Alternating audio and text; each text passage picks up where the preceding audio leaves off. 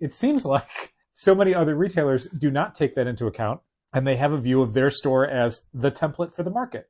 And what works in their store is A, what would work for every other store, and B, what every other participant in the industry needs to be doing, because that's what stores want. Stores is only ever their store in their mind. In the Midwest, you know the best is there waiting, so come and join the conversation. High still approved, fan and artist and creator too. This is how the challengers do. What?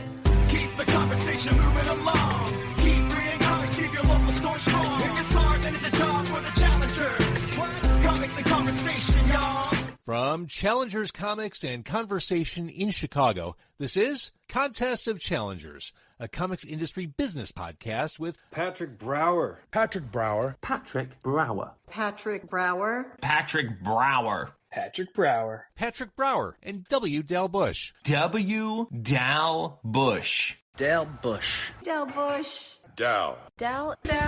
W. Dal Bush. I got to tell you, I'm very glad that I didn't just rush over to the podcastatorium and start recording with you. Instead, I got here and said, you know what?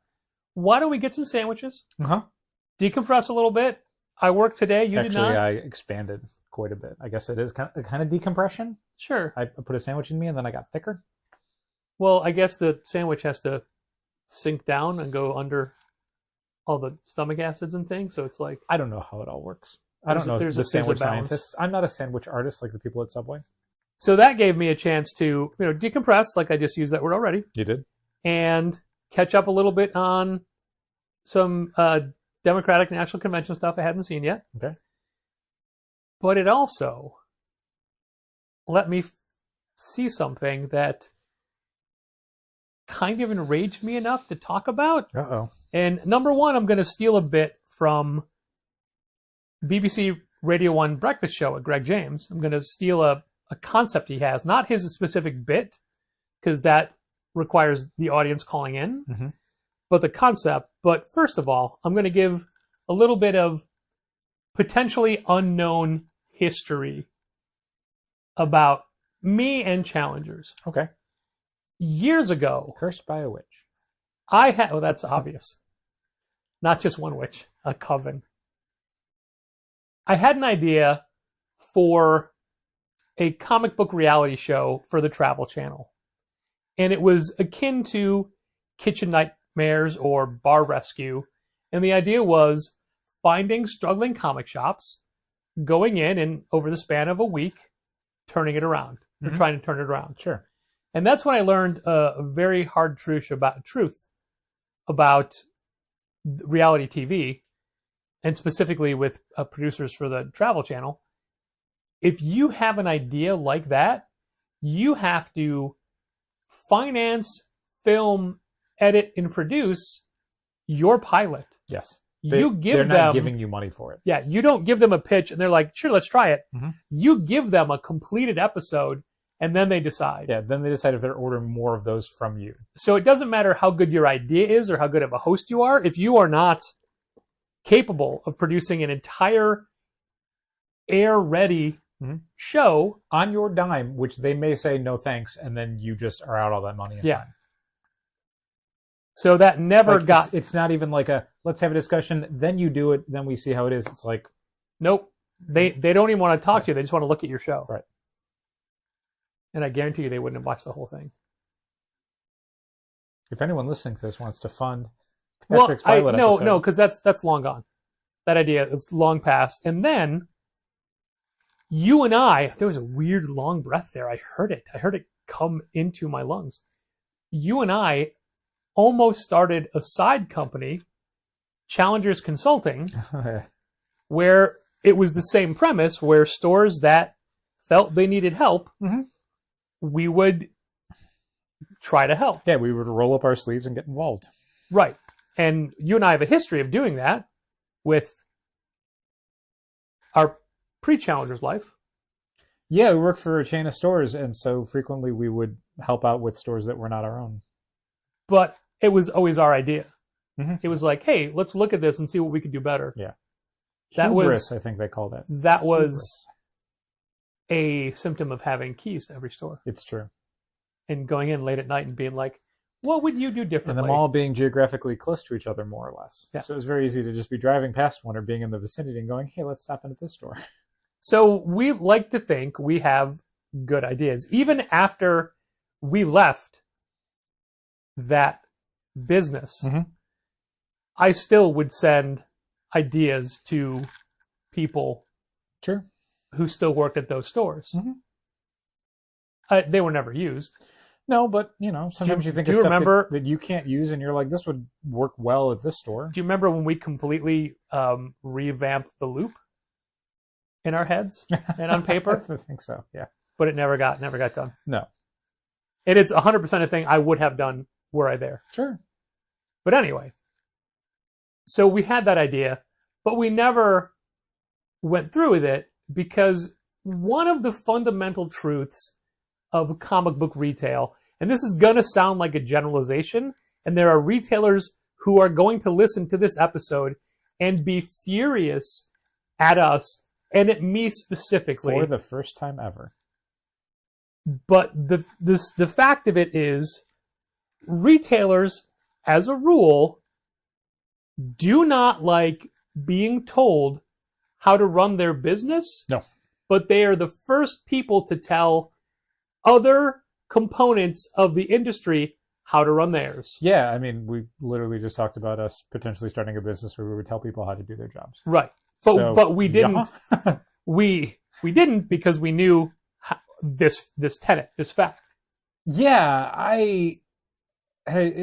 any discussion with other retailers is always so fraught because every retailer, for the most part, who's taking part in the discussion, owns their own business. So they're not used to having to listen to anybody anymore. But you and I worked for enough people over the years that we kind of, even though we struck out on our own to do our own stores, I think we still have a sense of like, we don't know everything. So we look to other stores for inspiration, or we look to other stores for different perspectives.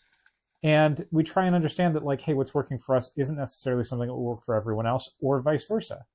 But yet everybody, it seems like so many other retailers do not take that into account.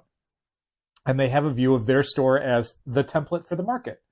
And what works in their store is A, what would work for every other store, and B, what every other participant in the industry needs to be doing, because that's what stores want. Stores is only ever their store in their mind.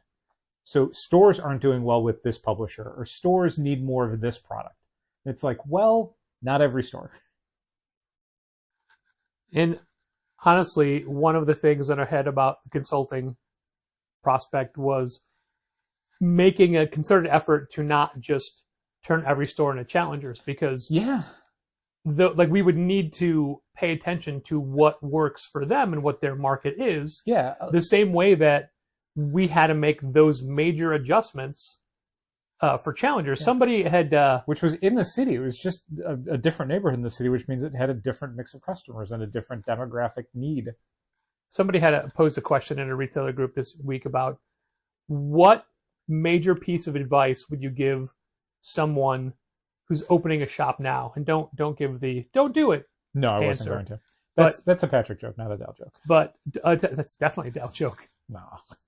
The main piece of advice that I agreed with were pay attention to your ordering. Don't over-order. We vastly over-ordered based off of our previous knowledge of the city and the properties being offered. I mean, I would basically just say the main piece of advice I give literally anyone opening a business is conserve your costs as much as possible.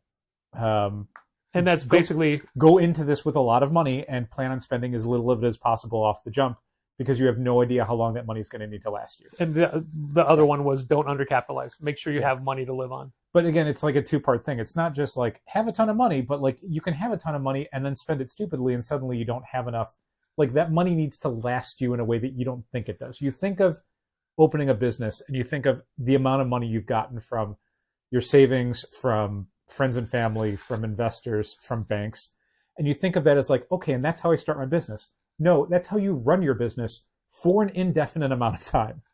The amount you need to spend to open your business should be a very small sliver of that. And that's one thing that I don't think we realized when we were doing it we tried. I was going to say we tried to spend every dollar, but we didn't. We tried to turn every dollar into something that could make more dollars, and it's like, no, some of that should have just gone towards like, you are going to have to pay your rent, like your own personal house needs to get paid for, and that money needs to come from somewhere. Yeah. And it's probably not going to come from your customers because you might not have a lot of them to start with. So this brings us to what is called on the radio unpopular opinion. I knew it was going to be this, but I didn't say it because I didn't want to jump out of your joke. I mean, it could have been sit down, stand up. No, it was going to be unpopular. It could have been. I knew what it was going to be. Is it just me? But no, it's unpopular opinion. Uh-huh. And because we're stealing the concept, we're stealing the song. Come and give us your unpopular opinion. Something up till now that you've been scared to say. Which, for the record, I'm not scared to say this. No, you don't seem scared at all. And Patrick. what I'm a not little scared to hear it. what I'm not going to say is, am I ever to be on unpopular opinion? I keep saying on and un together, merging together. Maybe it's easier if you have a British accent. I do have an unpopular opinion for the radio, but I'm not telling it now. I'm saving it for when I'm on a, Of course. on a Got to keep bigger that in your platform. pocket. My unpopular opinion as far as comic book retailers goes today, August 22nd, 2024. Too many Pete's. Are you ready? A lot of Pete's out there. Yes, I'm ready. If you are a comic book publisher, I do not give a shit where your logo, your issue number, your barcode, any of that is on your cover design. Yeah, for sure. If you want to put the logo on the bottom, great. I'd prefer it be on an outside cover. Yeah, sure. Don't put it inside your book. But yeah, that's not I one definitely of the options. hated when Spawn had the barcode inside. Oh, God. Don't make me open your book, especially when you have flimsy cover stock. We are right now at a point where our barcode reader, our rocket, what's the second word? It's a socket. Our socket, a rocket socket? Or am I making up rocket? You're making up rocket. Okay, there's a second word to it. Socket, something. Our socket barcode reader, definitely agree on socket part. Our socket barcode reader is having difficulty reading barcodes upside down. It never used to have that problem, but now it's getting a little finicky in its older age. Trust me, I understand. You also can't read barcodes upside down, so join the club, I guess. Actually, I can. Whoa! It takes me a little bit of time. And like this, our barcode reader is like 4-to-1 where it actually gets it upside down.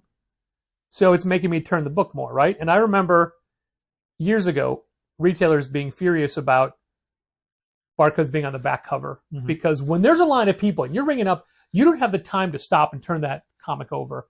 And I thought, you should be so lucky that that's your problem. Yeah, and also, a thing that I think a lot of stores forget about is you're not seeing 8,000 people in a day, You're maybe seeing... Imagine if you worked at a grocery store, those barcodes are all over the place. And that was kind of my point, was that there's places, Targets, grocery stores, where they have to look all over for everything, and they're swiping everything, and you've got to constantly be turning stuff.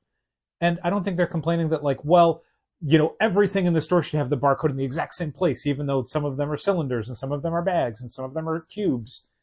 You just work through it. It's not worth complaining about, and it's not a problem the entire industry needs to solve. There doesn't need to be a unified barcode placement on comic books. That's ridiculous. You can figure it out. So, can you guess where this came from? Facebook. Specifically, no. What caused it? Specifically, what today in the comics industry Oh man, it's not caused this? the absolute cover designs, is it? Oh my God. It is 100% DC Comics released the designs for the Oh my God. absolute comics that they're doing, the absolute Batman, absolute Superman, absolute Wonder Woman. What is so you've seen these designs, They right? did. I I've saw the seen them. covers. You've I read seen the them. email. Yeah. Right off the bat. Nope, pun intended. I thought they looked good. What's the problem? But I Val? know what the problem is. What was? Please. The problem elaborate. is the word absolute is not unified across all the books. That is not the problem. It is not the same size. It's not in the same place. Same font though. That is not the problem. No? That was the thing that I looked at and I'm like, oh, some people are not going to like this. Can you picture, like, say, Batman, Absolute Batman, in your, you're pulling up to look at it? Just I was double going to, check? but then I just, it's so funny because we got an email from one of our vendors that you had emailed them today about a problem that's been occurring. And then right above that is a email from one of our subscribers complaining about that problem. So I'm going to let you handle that That's fine. for Marcus on. That's fine. Yeah, I'm going to pull it up. I want to remind myself of what those covers look like. DC Okay. Comics. So Unifying communication. maybe it's my across graphic all design channels. background. Maybe it's the fact that I have an art degree. Maybe it's the fact that I've been reading comics my entire life. Okay, Maybe it's the fact that I like visual creativity, sure. but I like it when creators take chances. I got to tell you, I mean, I greatly prefer these covers to like the Ultimate Universe covers, where it's all like a lot of white Oh stuff. my god. Oh my god. You. That's what everybody wants? Yes. Yes. I don't get it. Oh my god, Dal. You thought it was my unpopular opinion, but the fiery pitchforks are now headed in your direction. They have to all look like the Ultimate books. All right, Why? Dal, let me ask you a question. Why? What country do you live in? United States of America. What country that sells way more I like that they put comic books? they put the price near the top too. That's cool. DC Bullet, man. I Are like you this. just This is good. trying to This get is nothing but hate mail? This is legitimately good. Like, I, honestly, Oh my god, you Let- shut your mouth. let me a quick parenthetical. I looked at this today for maybe 8 seconds. Sure. I went through and I went, okay, there's the covers, here's the variants. Yeah. Fine. Like, this all looks fine. This looks like superhero comic books. Who cares? This all looks exactly like I would expect a major publisher to do. But now I'm looking at the base covers, and I really like them. What is Really a like country that celebrates, lauds the reading of comics everywhere, whether it be on the train coming home from work, every bookstore you go to? Is it Japan? It would be. Is it France? No, you got it right. It's Japan. There was an Do you- interview with one of the guys, Mark Siegel from First Second, and he thought they were saying France, and they were like, no, Japan. Do you live in Japan? I don't. If I Do did, you God, read- the Kamen Rider stuff would be so much easier Do to you get. read Maybe Japanese on Bandai. comics? No, but I should start more. Okay.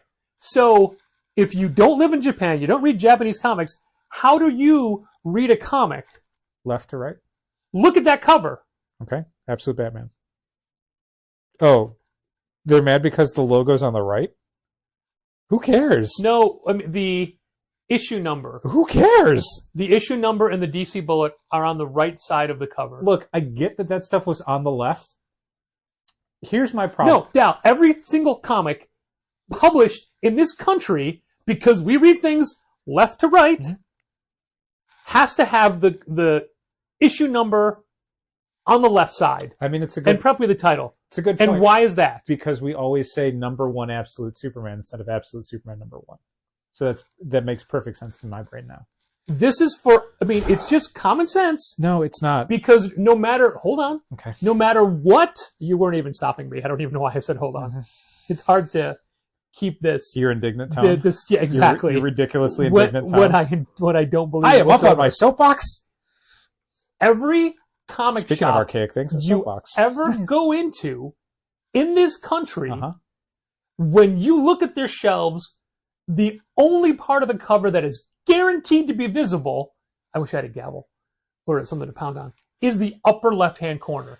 Because if you use waterfall racks, you're cutting off the bottom 2/3 of your cover. If you fan your books out, you're only showing the left side. What if you, hear me out, fan your books out in a waterfall rack? Bam. Top left is all people are going to see. Checkmate. What about back issue boxes? What about if back people issue are boxes? looking through the books and they have to look on the right side to find the issue If number, they have to move they're not their going to know what eyes it is. 3.5 inches to their right, you might as well just ask them not to buy the book. So here's the problem with all of this. The reason why the issue number was always on the left, and we're thinking about like a kind of traditional like Marvel comic of the 60s and 70s. Got your corner box, got your little picture of the Hulk, Yeah. got your little price, your little issue number. Is specifically because that was all that was ever shown, like when the books were fanned out at newsstands. So you weren't going to see the Hulk logo, you weren't going to see the full cover. But you needed to go, oh, I want the Hulk because there's a little picture of the Hulk. I have a question. I'm sorry. Patrick, go on. Yes, thank you. You called on me before I finished raising my hand. It's okay. What's a newsstand? Exactly. So all of this stuff is inherited from a way of packaging a comic book for a channel that no longer exists and hasn't existed for decades at this point, for the most part. So my answer to the question of, well, how are we supposed to display these if we have waterfall racks and you're only seeing a fraction of the cover is stop doing that. I guess would be the answer is maybe display it in a way where you can see the whole cover and people will want to buy it. If you're saying that all of the information has to be crammed into the far left-hand corner because that's all you're willing to display, maybe don't do that. Like, that's a ridiculous thing to ask for when you have the entire cover to play with, when you have so much success by like showing the art and showing the logo and showing all these things. And if you're like, but I have to cram them all into a tiny space where no one can see anything, you get what you pay for then, I guess. I don't know. That's a specific comic shop model where the people that are browsing those racks are apparently looking for very specific titles and don't care what the book contains. They just need to know it's the new issue of Batman. These all seem like solvable problems at a micro level, not at a macro level. I wonder if these stores also never order the cardstock DC covers. Guess. Because those have no logos or any Well, Virgin they do. They have incentives. the logo in the upper left-hand corner, according to these images here. So when pressed, DC said, we specifically have this information on the right side of these books for a reason. And what's that reason? To differentiate them from the regular DC line. Okay. I mean, I don't know if that's... It's not terribly obvious. I wouldn't say it's very intuitive. I wouldn't think like, oh, these are right-hand logo universe books Right. as opposed to left-hand universe correct. logo books. I mean, if you want to differentiate Okay. your line, just look at the House of X Powers of 10 designs. Yeah. I mean, any of that stuff, yeah. And so what keeps getting brought back up is Tom the Mueller, man, he's really good at what he Ultimate does. line. I'm sure How- it does. The Ultimate Because of the books- white borders. Well, and every iteration of the Ultimate books have had that, where Yeah. they've had A a distinct- unified, specific trade dress for that universe. I gotta say, I'm a little disappointed that But I think the Ultimate All the- books all the look new- boring. I think they look boring. X-Men books have nothing to distinguish themselves as X-Men books anymore. Just like- X-Men logos. They don't even have the From the Ashes, A New Era. That was just for the first issues. Yeah. And I wish there was some sort of trade dress modification. I loved what they did with a lot of the House of X stuff. I mean, they treat it like Design works. They used Yeah. to treat the Avengers line now, where it's like there isn't really a unification. It's just a bunch of books. Yeah. Okay. So the number of retailers that chimed in on this particular topic, Oh, I'm sure they're... all just like describing to DC how customers how look they for shot books. themselves in the foot. But it's So- basically just them explaining how they run their stores. And I would Right. never look. Today we got an email from Image Comics asking for input on certain design elements, and I'm going to sit down and take the time to answer that. Sure. But The all one, I'm ever the one thing for that I do want to mention, and I thought you'd be doing something with it, so I'm just going to tell you and you can tell them. okay. If this is a catalog that is intended for the retailer audience, which is why one of their example pages was the book plate. Yeah. If this is intended for the retailer audience, I would like, if you know what a book's release date is planned to be, please also include the final order cutoff date in the solicitation. Okay. I think it's a little bit of information that I could use when I'm flipping through the catalog Sure. that I might need to know. Doesn't seem like it'd be hard to put in. Anyway, go on. What works sorry. for me is I just have to dig through some old emails to different creators and publishers to assemble this. Sure. But all I'm ever giving them is my opinion based off of how we do things. Absolutely. What I think is necessary for me to do my job. Mhm. I'm never telling them what you have to do is. Yeah, like one of the things in the comics industry right now that is a huge pain in the ass for me is I'm moving around books every week. Are the oversized books, your distillery books, your black label books. They are just kind of a nuisance to have to accommodate because our racks fit 7 regular sized comic books. Perfectly. It's just coincidence. The oversized ones means you have to kind of do an overlap So you're doing like 1.5 spaces for some stuff, or you're doing basically you're stretching out to 1.5 of the oversized books to cover 2 spaces. what you're doing is taking 3 spaces worth of books and now only putting 2 titles in it. Right. And that's the thing that kind of bugs me, and it's, makes it difficult for us to fan things out correctly, or to make things look as natural as they could, or to maximize the amount of space we have. But that's a challenger's problem. It's not worth me saying, distilleries losing money, or like Black Label books are a bad idea because I can't fit them right on my racks. And I know there's some stores out there that probably have posted stuff on Facebook, always on Facebook, where they've complained that, like, I have pockets where I put my comic books and these don't fit in the pockets. And it's like, well, don't use the pockets, Look, man. don't I don't know. bash Facebook, because that's the only channel where publishers set up open lines of communication and say, like, hey, here's the DC group. You can bring your problems here. But they should probably stop doing that, because it's just... But you also said the something... opinions are all terrible. You said something about... so there's a lot of, not outright threats, but people saying, like, I'm not going to order as many of these books because they won't look right on my shelves. So what you said before about maybe don't rack your books that way, that's obviously my first thought, but I try to look at it from the standpoint of the people that don't have as much space. And when we get retailers visiting our store from other places, we have, between Challengers and Sidekicks and our 2 back rooms, we have 1,500 square feet. Sure. Which, to some people, that's a mansion. To a lot of people, that is a guest house. Yeah. Our store, I think, falls right in the middle of sizing. Yeah, 1,500 square feet is, for a major metropolitan area like Chicago that has very high rents, it is probably a lot of space.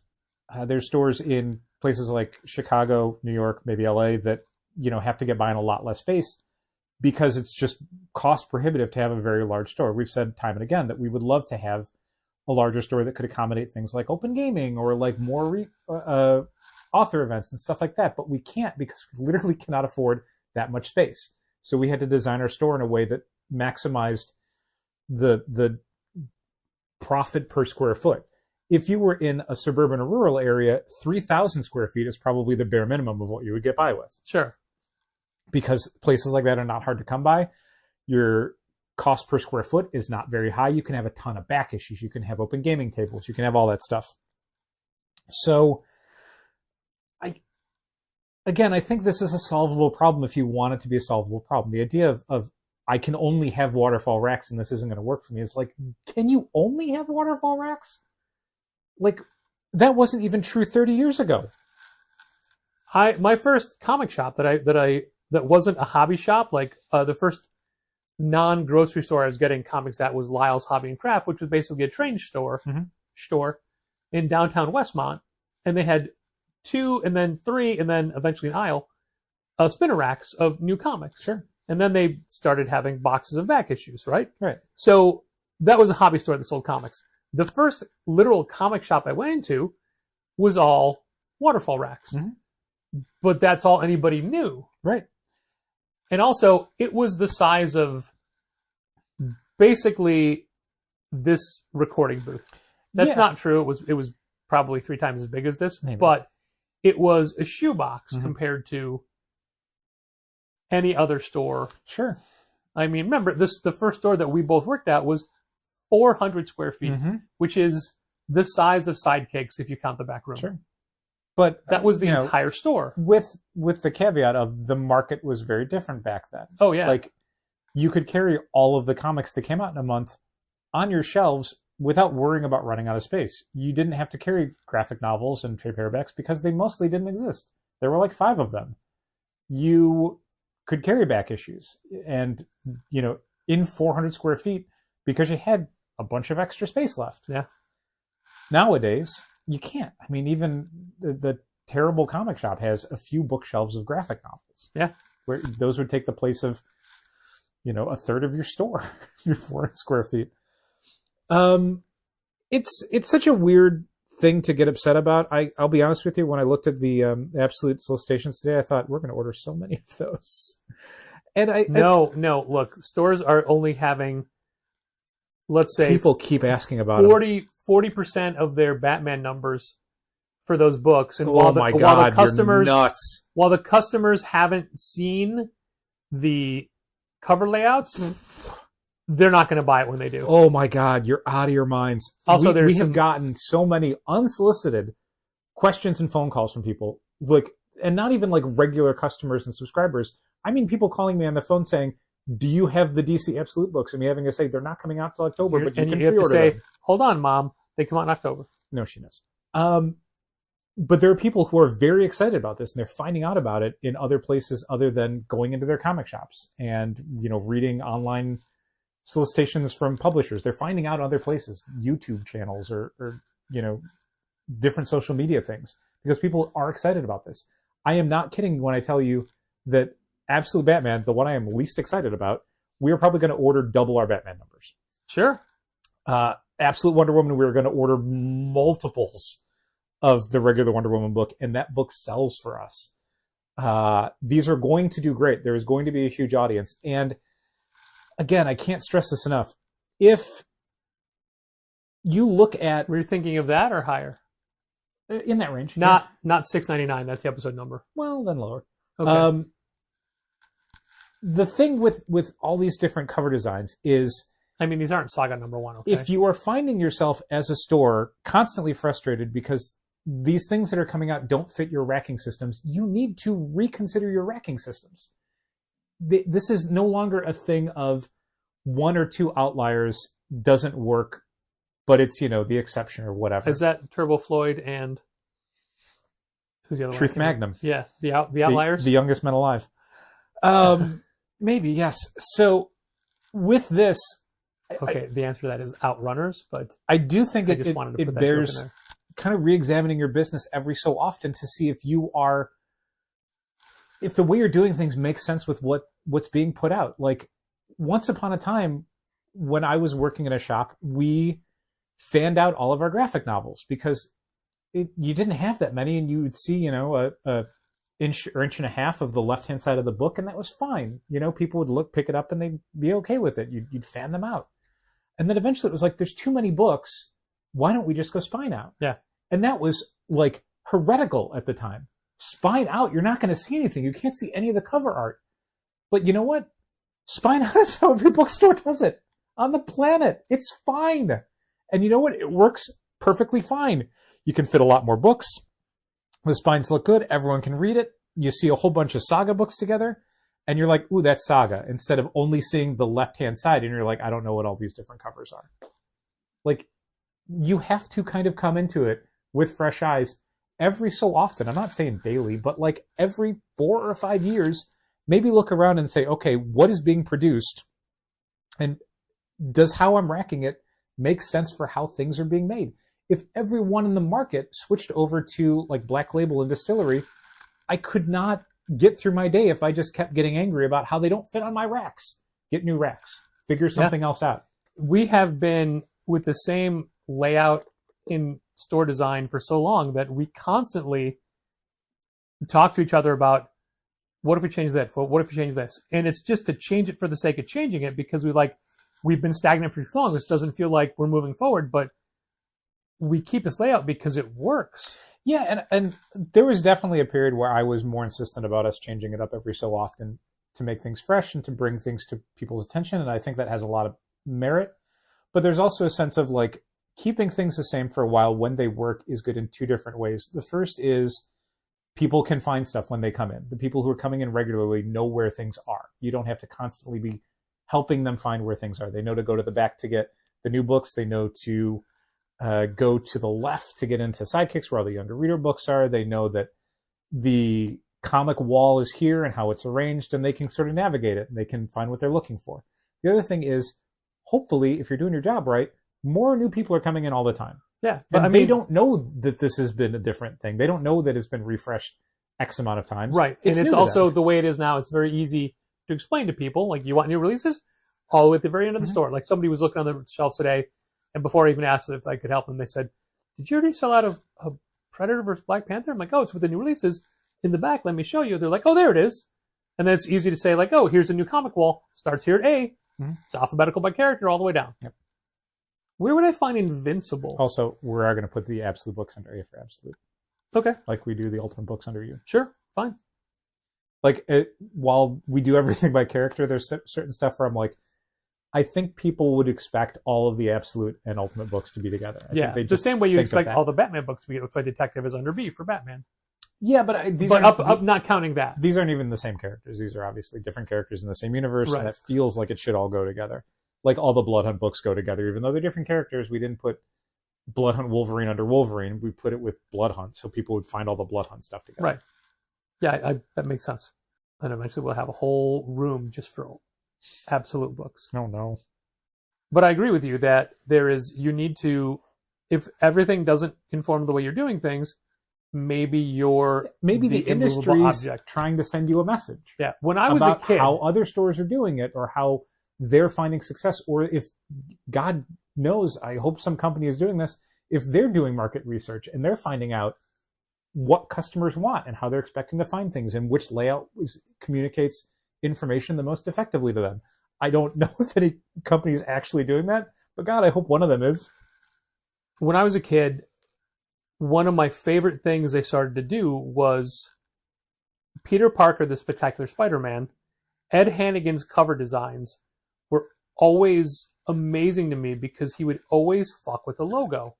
He would break the logo. He would spray paint it on a wall. He would make it a whole different, like it wasn't just the block letters on the cover. It was part of the incorporated frame. into the design. Yeah, and I wonder if retailers today would hate that. Oh, I'm sure they would. Or what about Todd McFarlane when he finally got work for DC? He was doing Infinity Inc. Mm-hmm. He would have the characters in the gutters holding the panels. And I thought that was unique and amazing. Sure. It's like, man, no one does stuff like this. Like, where you need to push boundaries. Yeah. And it makes people pay attention. Every so often, you will get that. You will get a creator who's just like, we're going to put the logo 2/3 of the way down the front page. And retailers hate that, but it's like, it doesn't look like anything else on the stands. Your eye goes to it. There's a graphic novel coming out from Image in November, written and drawn by, I can't remember her name. Emma Rios? Emma Rios. I know the one you're thinking of. And the name of the book is a Spanish word for the sea or for water or something. Something like that, And also, it's in a weird cursive font. Mm-hmm. And it's almost unreadable. And you know what? I looked at that and thought, I really don't like this logo. So what? Yeah. Who did I immediately send an email to Alex Cox saying how wrong this is and he shouldn't do it and how I'm not going to order the book? No. It's the design choice of the artist. Yeah. It doesn't hinder my enjoyment of the book, I hope. Yeah. It's a new Emma Rios original graphic novel. It's like the first time in English. I think it's going to sell like crazy. Yeah, it's not my favorite font. So what? Yeah. I mean, counterpoint to that, though, sometimes you get night farters. That's true. So, but true. There can be some pushback. So how much joy did Night Farters give us, though? So much. We still talk about it. So much. We still bring that up. Talk about that book more than I sell it. For anybody who's not familiar with Night Farters, the original logo for the Night Eaters trilogy of YA graphic novels. From the creative team of Monstrous. It looked like it said... Ryu and Sana Takeda. Thank you. It looked like it said Night Farters, not Night Eaters. But they fixed it before it came out. Yeah. Not because of what I said on this podcast. We don't know that. But I have a promo sketchbook that they sent us. It has the Night Farters logo. That's great. And I even did like an overlay where I literally just wrote out Night Farters, and it fits. It does. You can't not see it. Yeah, once you get Night Farters from that, there's no going back. You live in a Night Farters world now. I think I even made that.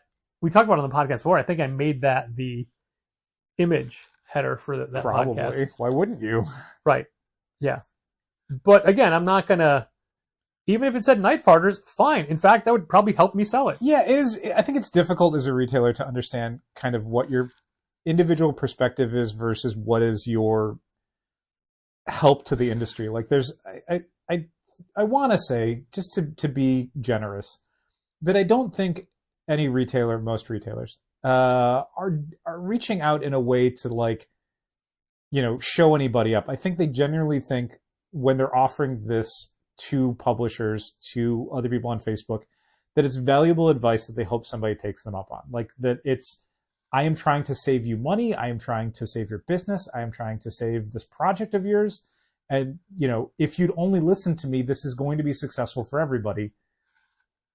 But I don't think that's necessarily true. I think, again, it's just the inability to think, okay, well, your specific situation makes this a reasonable ask, but it is not something that's going to affect everybody. Like you said, the logo on the cover of an Emma Rios book is not going to affect our sales substantially. Right. We're going to sell as much of it because of the creative team and our fan base for that artist and our belief in the material.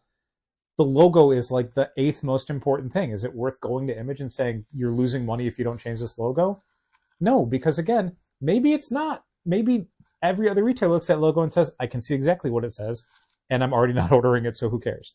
That's not true. They would order it for subscribers only. With trade dress and layout and stuff, I don't know, man. Like, as long as I can sort of read the logo, as long as I can, and again, like with the Emma Rios thing, I don't know that it matters a lot because we're going to go spine out on it after, 90% of its lifespan is going to be spine out. Yeah. So as long as you can read it on the spine, I don't care what the cover looks like for a graphic novel. Conversely, for a comic book, as long as it looks cool on the cover, cool image of the character, cool art, the rest of it's kind of academic. I don't think you could say it's not going to sell well. And certainly it's self-fulfilling for a lot of these stores. If they're like, the logo's bad, my customers aren't going to buy it, I'm not going to order a lot. Well, then guess what, Genius? You're probably not going to sell a lot. Don't get me started on what people think of the bat symbol itself. I mean, I don't like the bat symbol. Fine. But that's just my subjective opinion. It's not like a market reality. It's just me saying, I don't think, like, again, Absolute Batman's the one I'm least excited about, but we're still going to order double our Batman numbers because everyone's going to want to read it. Yeah. Like, you're still, like, I feel like for some of these people, there's their personal opinion of what they think looks cool, and then there's the business of it. And they conflate those two way too often. And it's like, you got to sometimes turn that part of your brain off and say, I'm going to order Venom War one-shots because I think people are going to want to read them, not because I care about Venom War one-shots. There are publishers who have very specific in-house designers who do a lot of their logos and a lot of their layouts. And you can show me just the logo of a brand new book, and I'm fairly accurate. If it's from this company, I'm fairly accurate. I could tell you, oh, that's published by this company. And there's two or three, maybe three I'm thinking of. And a lot of the times I think their logos are wanting, lacking, and uninspired. And that plays zero decision into how I order that book. Sure. There was an email that we got today promoting a new book that you were looking at while we were waiting for French fries. I'm sorry, fresh cut fries. Fresh cut fries. Don't say fries or French fries. You won't know what you mean. And say fresh cut fries altogether. I joked that we don't need to be on that retailer call because that book is not going to do anything for us. Right. It also has what I consider to be a terrible logo. It's a very dull logo. But it's like they just opened up Word and scrolled down the font list and went this one. Sure. But my thoughts on that book have nothing to do with the logo. No. I keep and also, you know what? That logo is very readable. Yeah, sure. Very readable. No mistaking what the title of that book is. What was it? It was Eric Larson who always said the best logo in comics was ROM because you could read it from across the store. Absolutely. Yeah. Like when they started making Angel comic books from Buffy universe, they had to give them a comic book logo because that you can't read that word from a distance, and like too many parts of it dropped out. Sure. So they gave it a comic book logo, which looked so weird. Yeah. Because you're used to the little pointy fangy one. That's true. And that's why Savage Dragon is such a bold logo, because he wants it to be visible from a distance away. Sure. But I think some of that, I mean, not to get too far off track, but some of that is also a factor of what the name of the book is. Like, ROM's readable not just because of the font, but because it's three letters. You can make it gigantic. Saga's the same way. You can do a really cool Saga logo because it's one word, 4 letters. I think it's much harder to do House of Slaughter, where it's 3 words and one of them is kind of long. Like, you're gonna, like, it's something you got to think about just on a basic comic book conception level is how long, and sometimes that can work. Something as Killing the Children started a whole wave of sentence books, basically. Yeah. Where the entire title of the book was like a Fiona Apple album title. Now it's swung back kind of the other way, where things are getting a little shorter, things are getting a little punchier. What did Chip Zdarsky call in his newsletter this week? On the road to hell and back, comic titles really long today, aren't they? Number 3. I think so. A quick aside for Something's Killing the Children. I love every time Michael Romanenko wears his "Someone is Grilling the Chicken" shirt in that logo. Something's Grilling the Chicken. It's a good shirt. It's really good shirt. It's a really good shirt. But at least the Absolute books have a visual unity to their. I don't think they do, which is again something I'm kind of okay with. Everything on the right. It's on the right. But even that, it's like I can't stress this enough. It's so small. Like do we have to go back? Do we have to go back to the beginning of this podcast? If you are so you staring can hear? at the DC bullet and the placement of like the issue number and the cost on that cover, on those covers, like that is a real like forest for the trees situation. I used to love it when Marvel would put at the barcode in a 18th box of the cover with the price and the issue number down on the same thing. I'm like, oh, it's all in one spot. That's great. But they'd move around the cover. Yeah, I mean, like, I think the covers look good because it's good central images by Rafa Sandoval and Hayden Sherman and Nick Dragotta. Like, and the logos look good, and they're not all exactly the same placement and layout. Not a huge fan of the Superman logo. Also, so what? Right? So what? Yeah, this sort of stuff, the trade dress, yeah, I mean, it's great when it's, it has a very specific intent, or it feels like it's helping tell the story, like again, like all the Krakoa stuff. But when it doesn't, it's not the end of the world. It's not like the From the Ashes books, aren't clicking with me, or they're maybe underperforming because the logos aren't all unified. That has nothing to do with it. No, you'd like them better if they were. I feel it. Like when you do it right, it can be additive, but I don't think it's ever subtractive. Thank you for going on Facebook and reading all this, Patrick. I wasn't even looking. It just popped up. And I was excited. When I got that email, I'm like, ooh, I want to see these. Sure. Yeah, but what even blew my mind more was the people who were chiming in saying, this doesn't affect me because I don't overlap my books. Mm-hmm. But here's why everybody's complaining and their thoughts are valid. Oh, my God. Anyway, let's move on. Let's do it. Let's talk a minute about a book. I don't know if you've read this yet. We got a preview of the first couple issues. Power Fantasy. Have you read that yet? Kieran Gillen and Casper Weingart? Yeah, I read the first issue. Yeah, what'd you think? I loved it. Okay, so it's been a couple of weeks, and I was looking at some of the books, the stacks on the shelf, and I'm thinking, we're not hearing chatter about this book like we want to. Mm-hmm. This is a book that we feel strongly in as an ongoing comic book series. It keeps selling, though. It does. It does keep selling. And what's even more, it keeps selling on the website. So many people are buying one issue and paying $6 shipping. It's nuts. I because of so many stores sold out. Sure. I think it's a lot of the stores in their area didn't carry it. Yeah, we went heavy on it because we read the first issue and I really enjoyed it, and I thought it had a ton of potential. I read the first one. And so we ordered a lot expecting to have it for a while, and honestly, we're probably going to have it for less time than I expected. Yeah. The hope was to have it for a few months.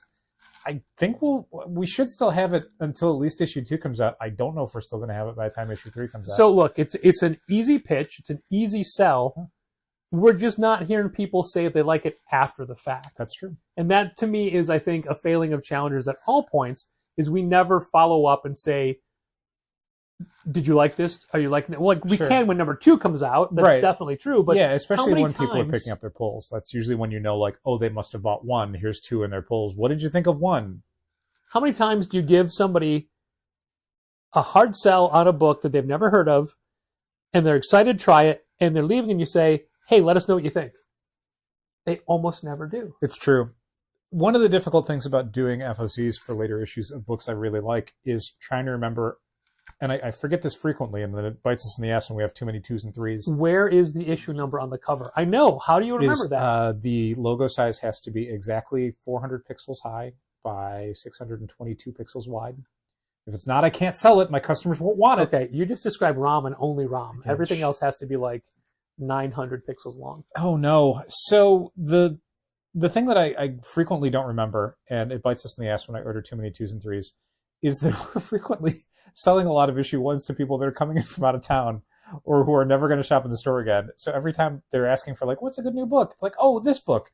You're going to go buy issue 2 in Wyoming or Memphis or South Korea or whatever. Like, I'm never going to see those dollars ever again. Or Omaha. Maybe I should order less of those issue 2s because 7 of them went to people who don't shop here and will never come back. 5 of those were online. That's true. Yeah, that's honestly another thing is when sometimes these books hit really big and we get a bunch of online sales to just random people who are either looking for a copy because their local store doesn't have it or they're flipping them online for multiples of what we're selling them for. Then I think that those are natural sales when I'm looking at the sales figures. They're not. They're not at all. I love it when, and this is a almost completely different kind of story, but someone's in today and they were buying like a Venom War, the Spider-Man Black Suit and Blood, Spectacular Spider-Man, and just Spider books, right? Sure. And I go, hey, did you see that Jonathan Hickman and Greg Capullo have a brand new Wolverine book out this week? Who? So I just went, Wolverine, you got the claws? Oh. But I mean, obviously I meant their who was Jonathan Hickman? No. I firmly believe the who is like, I don't, yeah. What is a Wolverine? They had no interest. Yeah. I'm like, try to push somebody outside. Do you mean Puma? Puma, yeah. Yeah. Oh my God, this is unrelated to everything, but I hope it's what I do now, whenever I get a unknown number on my cell phone, I'll answer it, but I won't say a word. And if it's complete silence, it's a bot. Yeah, because they're just waiting for someone to say hello. Right. Literally the word hello. Like, that's what they key into. But if you can hear a call center or some sort of noise in the background, I'll say hello. One of those today was someone who just didn't hear me at all or just kept saying, are you there? I'm like, I already said hello. I hung up on them. But one was, this was great. I answered the phone. Actually, it was the store phone. This was not even my personal phone. This was because I had it today. I brought my phone today. Oh, nice. Good work. Answer the store phone. And it's a robot voice going, Daniel? Hello, Daniel? Daniel? And I said, yes, this Daniel. Daniel, hello, Daniel. And then it clicks and there's a human's like, hey, so we're calling Daniel. This is Daniel. What? Daniel? This is Daniel. Are you Daniel? No, I'm calling for Daniel. Hello, Daniel. Yeah, okay, thanks for your time. Goodbye, Daniel. and I was doing it that loud. And Molly and whoever else in the store were like, what are you doing? And I just kept saying Daniel for the next 2 minutes. Sure, why not? Hello. Because the phone did it first. Hello, Daniel. The phone started it. Oh, man, that made me really... And I hung up the phone laughing. Of course. It's a funny Daniel? story. Hello, Daniel? Should that be the name of the episode? Hello, Daniel? Probably. All capital letters. You know this because you approve every post I make, but absolutely, it's always all capitals. Yeah, that was my joke because I knew that right in my heart. Yeah. So tell us if you like Power Fantasy. That's great. Thank you so much. No, not you. Oh, yeah. You just did. You told us. Yeah, but I thought you were complaining that I didn't tell you often enough about what I liked and enjoyed. It's true, you don't. I don't. Well, you tell me too much about things you enjoy that I don't care about. Completely. But it's not about comics. It's never about comics. Have you seen the Compact Comics commercial? No. Where would I see that? There's a commercial on Places. What places? Of compact digital screens. Like at like sports arenas? Like what digital Do they have digital screens there? Then yes. They do. Look, I don't know. I've never seen one in the wild. I've only seen people post it online. I'm just curious, like, is this on like linear TV channels like your TNTs and TBSs, or is this something that's like they made a video and they put it on YouTube? You could say the opposite of vertical is horizontal. What's the opposite of linear? Non-linear. That's boring. I would have gone terrestrial versus satellite. That's not how it works anymore. Well, that's how you still describe radio, terrestrial radio. That's true. You do. But I don't listen to terrestrial radio. I listen to satellite radio. You do sometimes when you forget your phone. Yeah, until they start playing the Smashing Pumpkins and then you change the station. Chicago's own, the Smashing Pumpkins. No, it's Chicago's own stabbing westward. They're the only band that gets Chicago Zone in front of it. Not even Veruca Salt? Not even Liz Phair? No, where does Liz Phair live? Los Angeles. Yeah, Chicago. Chicago's own Stabbing Westward. Chicago's own Liz Phair. Which, by the way, apparently Stabbing Westward has continuously put out albums. Just because you stop paying attention doesn't mean they stop making That's fair. magic. They still make comics? Yeah, there's an ad for the commercial. Look it up. It's I find it annoying, but people like it. Okay. It's all sorts of. I hope they use that quote in the promotion. It's different. So it's like the same. It's like oh man, not Kieran Gillen. Al Ewing? No, his artist, Jamie McKelvey. It's like Jamie McKelvey did the camera angle. Okay. And there's always a bag in the center of the bottom, Okay. whether it be a purse, a backpack, a briefcase, a satchel, a shopping bag. Sure. Okay. And it's always somebody putting in a compact comic. Oh, okay. But, it's a businessman on his way to work. It's a mom taking her kid to school. It's a kid at school. That's great. It's a doctor performing surgery. That part I made up. He but- puts the compact comic against someone's chest and sews it up. So the foreground never changes. Sure. The bag changes. Right. But the book going in is Okay. the constant, so the background's always flashing. That's cool.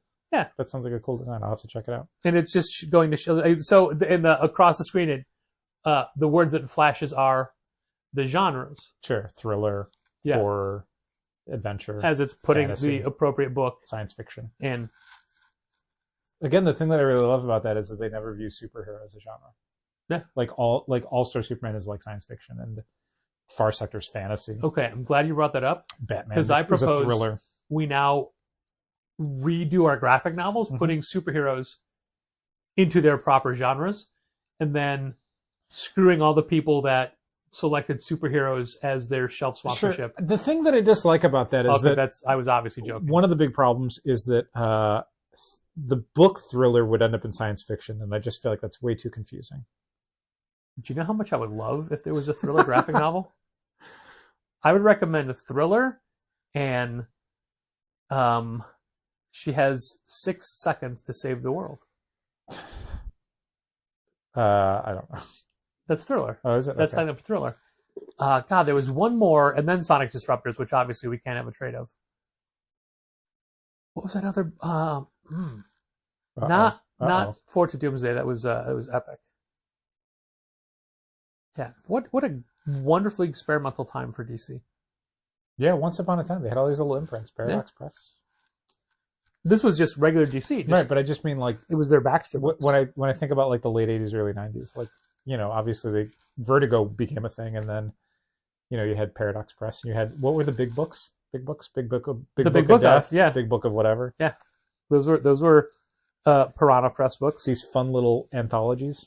Beautiful Stories for Ugly Children. That was the main Piranha one. Wasteland. The Anthony Johnson, Chris Mitten book. Sure. Before its time. One of the things we hope to achieve with this podcast is people supporting it via Patreon. People can pledge to be patrons, different levels. We've got a 25 cents an episode level, which is $1 a month. Mm-hmm. That's not even that. If there's ever like 5 Mondays in a month, you get a bonus episode for free. It's true. We have the $2 a month level. We have the $5 a month level. Mm-hmm. That's it. That's all we have. But Patreon, and you, Dal, you're a patron of not this podcast, but different things. It's true, I am. And I myself have quite a stack of people that I follow on Patreon. Mm-hmm. How do you interact with Patreon as an entity and or a website? Can you give me an example of what you mean? Let's say you find a new property. Right. Let's say Superchunk has a I Patreon. tell you what I don't do and what I won't do in the future. Sign up on my iPhone. That is exactly what I was getting at. Yeah. So luckily for me, I interact with all of my patrons on a desktop. Yeah, certainly when I sign up for stuff, it's on a desktop. I don't think I've ever signed up for a new Patreon on my phone. But according to Patreon, that's kind of how everyone does it. It's through the iOS app. So what is happening is starting in November, mm-hmm. Apple is taking, pun intended, their bite of the apple Yep. from any Patreon subscriptions that are subscribed to using the Patreon app Which is from iOS. unfortunately, and fairly litigiously, a main factor of being in the App Store for Apple is if you are generating revenue through an app, Apple gets 30% of that. 30%. Yeah, it's a lot. That is a massive cut. It's a lot. So basically what's going to end up happening is starting in November, and this is only for people signing up for new subscriptions. If you already have a recurring Patreon subscription for any product, service, whatever, that doesn't change. It doesn't matter where you signed up at. You're paying the same amount every month. If you sign up as a new patron on the iOS app, starting I think in November, what's going to happen is you're either going to be paying 30% more for your recurring subscription than you would if you signed up on a desktop or Android, or the person you're pledging to is going to be getting 30% less than they would before. And that's something that we'll have to decide on. And I assume we're going to do what pretty much everyone's going to do, which is if you're signing up through iOS, you're going to be paying 30% more. Probably. Because we can't afford to lose 30% of that. This is literally the first time we talked about it, but probably. But also, I've talked to people who run different Patreons, and I don't think anyone has decided that they are going to lose 30%. Most of them cannot afford to. But literally, you can get around that. What was what I was trying to say? Circumvent? Circumvent. Thank you. Not circumvent that by all these new Richie Kotzen and Cassiette lyrics are going in, so other words have to go out now. I appreciate you not just communicating entirely in their lyrics. I don't think you could string together an entire episode on that. Part of it. Well, but not entirely. Next week is episode 700, and I didn't have a hook for it. And I still don't, because I'm not doing that. Mainly because Cassiette's, whose album will be out next week, it's full of swears. Oh, then definitely quote it nonstop. Yeah. Well, this world fucking sucks. That's the title of the album. Yeah, you can circumvent that by, if you have access to a desktop or, I don't know, a non-iOS an phone. Android device, sign up that way. Yeah. Or sign up right now, however you want. Sure. Yeah, you still got a month yet. Yeah, a month or two. Assuming you're listening to this before November of 2024. And you know what? If you're thinking about being a patron, thank you. We do have, after a dry spell of not gaining nor losing anyone for months, we do have a new $5 patron. Oh. And I don't know their actual name. Their account name is under their cat. So we'll be thanking a cat every month moving forward. I love it. Can't remember the cat's name because I'm not looking at it, nor have I recorded the cat's name for the monthly drop-in, but I still have 2 weeks, so 2 episodes to do that. No, it's going to be next next one. I'll figure it out. That's what we do. We figure things out, and we probably piss off a lot of other retailers. Thanks for listening. And keep reading comics. This has been Contest of Challengers. Thanks for listening. Keep reading comics. Challengers is located at 1845 Northwestern Avenue in the Bucktown neighborhood of Chicago. 773-278-0155. Keep up to date with new releases and events at challengerscomics.com. And help fund this podcast at patreon.com/challengers.